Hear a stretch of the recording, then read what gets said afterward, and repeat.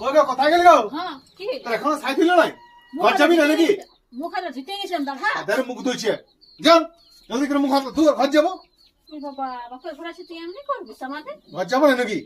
হজ্জা বনে নাকি তো সাইজ করছি দাদা মুখে দেখো, ধুতে। থাকতে পারলে সব মজা। যাবার নাম নাই? জলদি সাইজ কর।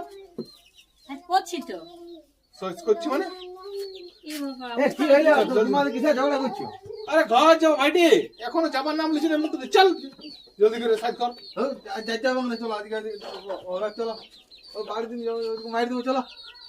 হবে তো? হ্যাঁ হ্যাঁ এই এই দুটো নিয়ে আসবো। কিসের জন্য? শুন না, ঘর যাব। শুন না গো। আজকে বলে না শুনবো না সবাই জানা দিলিস দুঃখ আমাকে। করছে। চল সাইজ করতে গো। সবাই দুঃখ করছে না? সাইজ কর। আচ্ছা আচ্ছা আচ্ছা। সবাই দুঃখ করছে, চল থাক যাইতে মনে থাক।